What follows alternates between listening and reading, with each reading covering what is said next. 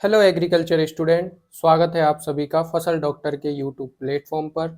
आज हम डिस्कस करने वाले हैं फीस स्ट्रक्चर के बारे में।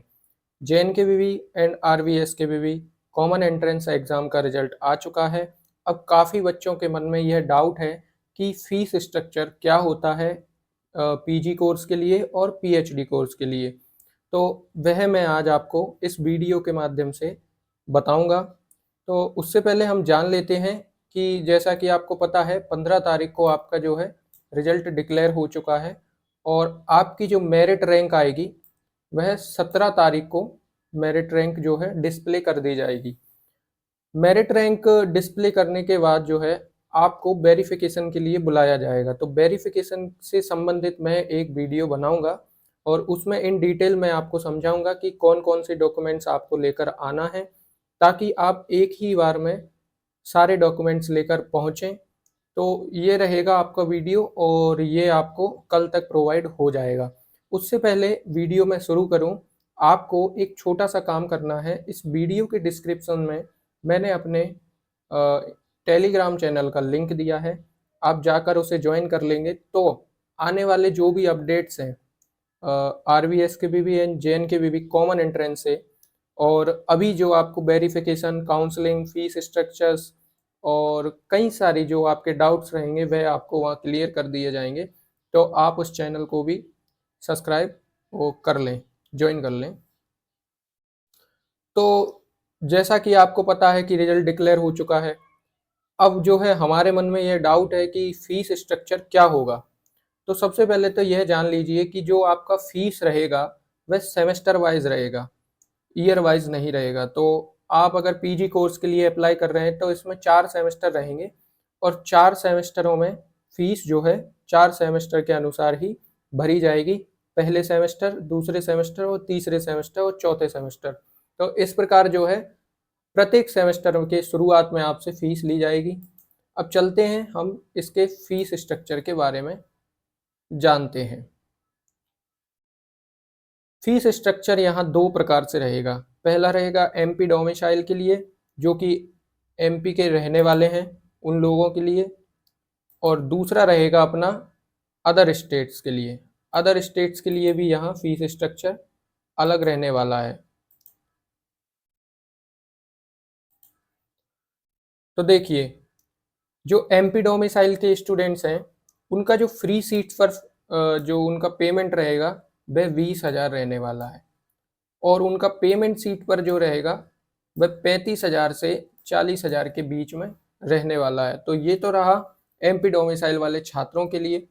वहीं अगर बात करें अदर स्टेट के जो छात्र होंगे उनके लिए फी स्ट्रक्चर कुछ इस प्रकार होगा, उन्हें 40,000 से 45,000 पर सेमेस्टर देना होगा।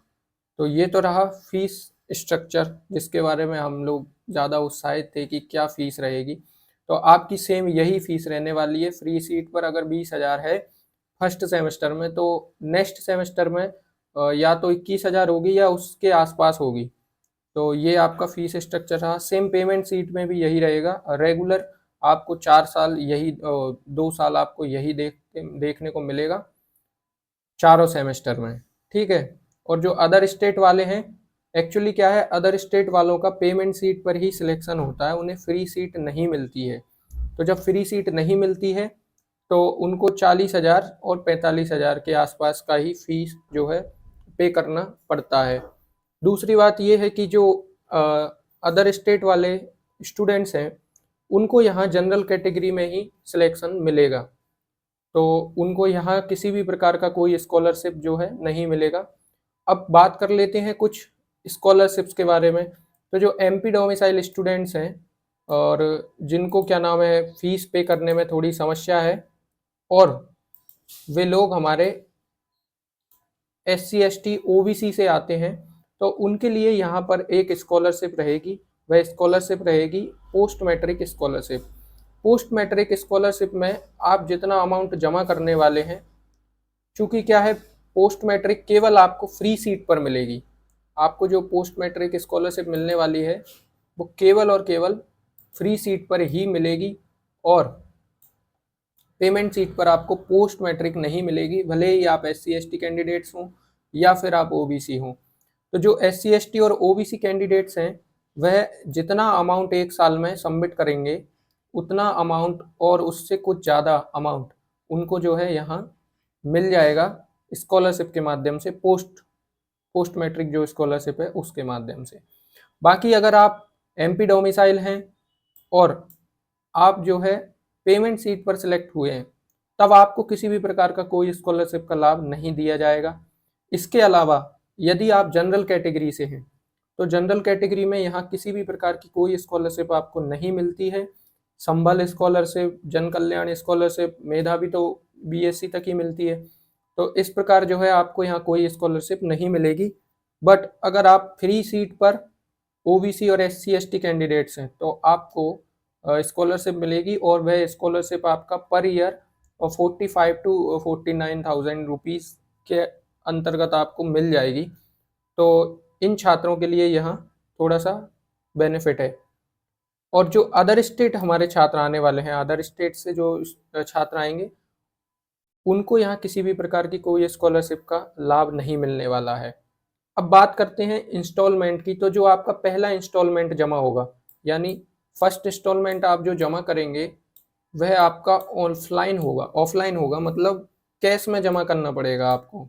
जब आप कॉलेज में आएंगे और आपको जो पहला इंस्टॉलमेंट, जैसे कि आप अगर फ्री सीट में है तो 20,000, पेमेंट में है तो 35 या 40,000 रुपये आपको कैश में जमा करना होगा। तो आप जो है इस अमाउंट को कैश में रखें या फिर अपना डेबिट क्रेडिट कार्ड लेकर आएँ तो आप यहाँ आसपास जो है कैश प्राप्त कर सकते हैं। यहाँ जो है ऑनलाइन सुविधा नहीं है। तो जब आप अपना एडमिशन कराने आएंगे और वहाँ आपसे जब ये 20,000 का अमाउंट मांगा जाएगा तो वह कैश में जमा होगा, इस बात का विशेष ध्यान रखें। साथ ही मैं आपको बताना चाहता हूँ कि जब आप अलॉटमेंट करेंगे कॉलेज, काउंसलिंग के बाद जब कॉलेज आपको अलॉट होगा तो वहाँ आपसे एक 5,000 रुपये का अमाउंट जो है जमा करा लिया जाएगा फॉर अलॉटमेंट पर्पज से।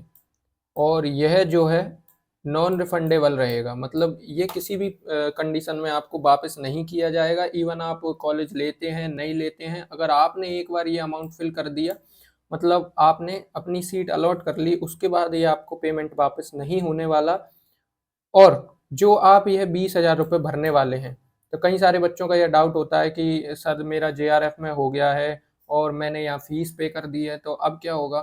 तो उस कंडीशन में रहेगा कि आप जो है अपना कुछ फीस का हिस्सा लगभग 60 to 75% आपको वापस कर दिया जाएगा, लेकिन वो एक टाइम पीरियड यानी प्रोविज़न टाइम पीरियड में ही वापस किया जाएगा। अब आप अगर चाहते हैं कि इस प्रोविज़न टाइम से ज़्यादा आगे आपको ये मिल जाए तो वह पॉसिबल नहीं है।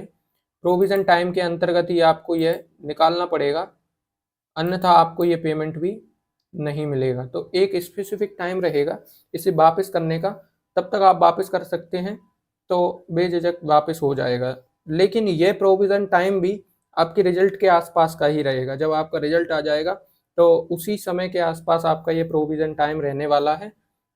तो आप निश्चिंत रहिए। बस आप इस चीज़ को छोड़ देना कि 5,000 रुपये जो आपने सबमिट करे थे अलॉटमेंट के टाइम पर वह आपको किसी भी कंडीशन में वापस नहीं किए जाएंगे, क्योंकि आपसे एक टिक कराया जाता है। उस टिक में लिखा रहता है कि ये 5,000 नॉन रिफंडेबल होंगे और जिन्हें मैं वापस नहीं करूँगा। तो इस प्रकार जो है आपको ये फीस स्ट्रक्चर समझ में आ गया होगा। नेक्स्ट वीडियो आपके वेरिफिकेशन से रिलेटेड है, जो डॉक्यूमेंट्स आपको लगेंगे उससे रिलेटेड है।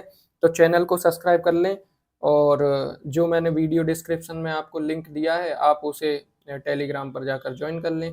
मिलते हैं अगले वीडियो में, तब तक के लिए जय हिंद, जय भारत, धन्यवाद।